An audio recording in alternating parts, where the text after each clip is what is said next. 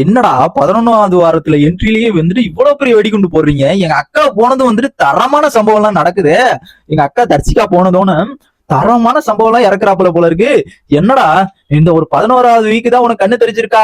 உனக்கு 11வது வீக் தான் வந்துட்டு உனக்கு தெரிஞ்சிருக்கும் போல. கன்ஃபார்மா என்ன காரணம்னா எங்க ஆளு போயிடுச்சு, இனிமே நான் மன வருத்தத்துல இருக்கணும், அதனால நான் நல்லா கேம் பிளே விளையாண்டு எங்க ஆள்கிட்ட போயிட்டு அந்த ஒரு கப்பை நான் கொடுக்க போறேன். எங்க ஆள்கிட்ட போயிட்டு எங்க அக்கா தர்ஷிகா எங்க அக்கா தர்ஷிகாட்ட போயிட்டு விஜய் விஷால் நினைச்சுக்கிட்டாப்ல. நான் போயிட்டு தர்ஷிகாட்ட போயிட்டு நான் போய் கொடுக்க போறேன். நான் வந்து நீ அங்க கப்பு இந்தா உனக்கு தான் அந்த கப்பு, நீ தான் ஜெயிக்கணும் அப்படிங்கிற அளவுக்கு வந்து நான் கொடுக்க போறேன் அப்படிங்கிற மாதிரி வந்து நம்ம விஜய் விஷால் நினைச்சிட்டாப்ல. அதனால 11வது வாரம் பெரிய வெடிகுண்டு போட்டாங்க பாருங்க. அப்பா நியூஸை பார்த்தோன்னே அப்படியே நெஞ்சு பகீர் இருந்தது. என்னன்னு பாத்தீங்கன்னா 11வது கேப்டன் வீக்கோட கேப்டன் யாருன்னு பாத்தீங்கன்னா நம்ம விஜய் விஷால். ஓகேங்களா, விஜய் விஷால பார்க்கும்போது ரொம்ப சரி அப்பா ரொம்ப நாளா எதிர்பார்த்தியே. ஆல்ரெடி ஒரு அட்டெம்ப்ட் போட்டிருக்காப்ல, அண்ட் இப்போ ஒரு அட்டெம்ப்ட்ல வந்து வின் பண்ணிட்டாப்ல. இனிமே வந்து கேம் பிளே வந்து இது மாதிரியே வந்துட்டு லவ் கண்டென்ட் அடுத்து அன்சிதாட்ட போயிட்டீங்கன்னா உன அடுத்த வாரமே தூக்கி விட்டுருவாங்க. கன்ஃபார்மா சொல்றேன். நீ வந்துட்டு பொறுப்பா விளையாண்டுக்க தம்பி. பொறுப்பா வந்துட்டு இருக்கிற ஒரு 10-15 ஓட்டாச்சும் அதை வச்சு மெயின்டைன் பண்ண பாருக்கு. இது வந்துட்டு அடுத்து நீ அன்சிதா ஆட்ட மாதிரியோ இல்ல வந்து பவித்ராட்டையோ சௌந்தர்யாட்டோ அப்படி மாறி மாறி போனீங்கன்னா உன அடிச்சு அனுப்பிச்சு விட்டுருவாங்க. அடுத்த வாரத்துல இல்ல ஒரு 2-3 நாள்ல எவிக்ஷனை வச்சுட்டு மிட்வீக் எவிக்ஷனை வச்சுட்டு கண்டிப்பா அமுச்சு விட்டுருவானுங்க. நீ அதெல்லாம் வந்துட்டு எதிர்பார்க்காத.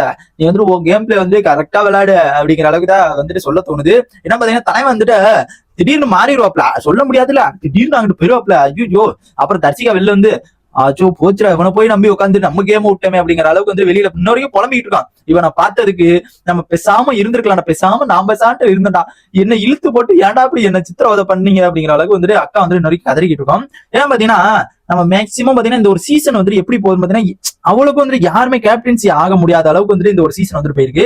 என்ன காரணம் பாத்தீங்கன்னா கண்டஸ்டன்ட் அதிகமா கொடுத்திருந்தாங்க. இந்த சீசனை பொறுத்த வரைக்கும் கண்டஸ்டன்ட் அதிகமா கொடுத்திருந்தாங்க. ஆனால் கண்டென்ட் கொடுக்கலையே. ஆனா கண்டென்ட் கொடுக்கலையே. கண்டஸ்டன்ட கொடுத்து என்ன பிரயோஜனம்? அவனுங்க கண்டென்ட் கொடுக்கணும்ல, அந்த அளவுக்காச்சும் இவனுங்க வந்து வச்சிருந்திருக்கணும். நெக்ஸ்ட் பாத்தீங்கன்னா எனக்கு தெரிஞ்சு சௌந்தர்யா வந்து இன்ன வரைக்கும் வந்துட்டு கேப்டன் ஆகல, ஜாக்லின் ஆகல, பவித்ரா ஆகல, ரயன் ஆகல, அன்சித் ஆகல, அண்ட் விஜய் விஷால் ஆயிட்டாரு. இதனால வரைக்கும் ஆகல. இவனுங்க எல்லாம் கேம் பிளே வந்து எப்படி இருக்க போகுது அப்படிங்கிறது மக்கள் மனசுல வந்துட்டு ரொம்ப எதிர்பார்ப்பா இருந்துச்சு. இவங்க சத்யாவா இருக்கட்டும், நம்ம தர்ஷிகாவா இருக்கட்டும், மிச்சம் எல்லாரும் கேமும் வந்துட்டு பார்த்தாச்சு. ஓகேங்களா, உங்க கேம் வந்துட்டு கேப்டன்சியா இருக்கும்போது இப்படிதான் அப்படிங்கிறத பார்த்தாச்சு. ஆனா இவங்க கேம்ல வந்துட்டு பார்க்கும்போது எதிர்பார்த்துக்கிட்டு இருக்காங்க மக்கள். எப்ப அந்த ஒரு கேம் இருக்கும், எப்படி இவங்க கேப்டன்சி ஆனோனும் இந்த கேம் எல்லாம் எப்படி போகும் அப்படிங்கிற அளவுக்கு வந்து எதிர்பார்ப்புகள் அதிகமா இருந்துச்சு. மேபி வந்து இந்த ஒரு வீக் வந்து விஜய் விஷால் வந்து கேப்டன் ஆயிட்டாப்ல. அப்ப அவர் 12வது வீக் தான் போவாருன்னு நினைக்கிறேன். பாக்கலாம். அண்ட் இவர் வந்துட்டு இப்ப விஜய் விஷாலை பொறுத்த வரைக்கும் நான் என்டர்டைன்மெண்ட் வந்து சொல்லிட்டு திரியிறாரோ இல்லையா, அவர் எந்த இடத்துல என்டர்டைன் பண்ண மாதிரி எனக்கு தெரியல.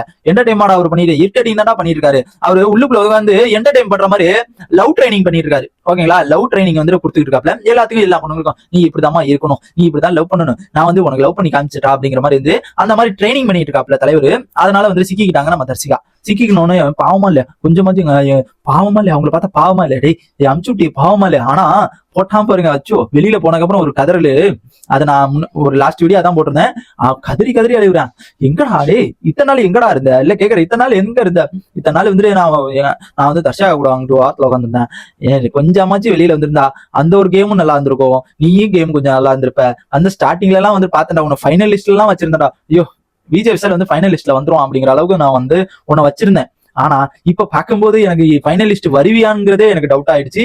அண்ட் 11வது வீக் வந்துட்டு பார்க்கலாம் அவர் வந்து எப்படிதான் கேப்டன்சி என்னதான் பண்றாரு, எப்படி என்டர்டைன்மெண்ட்ல போறாரா, இல்ல வந்துட்டு எப்படி வந்து ரொம்ப ஒரு கேம் வந்துட்டு என்ன சொல்லியிருந்தாரு, ஒரு இது சொல்லியிருந்தாரு. எப்பயுமே வந்துட்டு சிரிச்சுக்கிட்டே எல்லாம் இருக்க மாட்டேன், ஸ்டார்டிங்ல இருந்து எண்டு வரைக்கும் சிரிச்சுக்கிட்டே எல்லாம் இருக்க மாட்டேன் அப்படிங்கிற அளவுக்கு வந்து ஒரு டைலாக் விட்டுருக்காப்ல.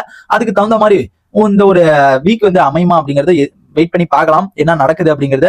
அண்ட் இதை பத்தி உங்க ஒப்பீனியனை மறக்காம கமெண்ட் பண்ணுங்க. விஜய் விஷாலை பத்தி கொஞ்சமாச்சும் கமெண்ட் பண்ணுங்க.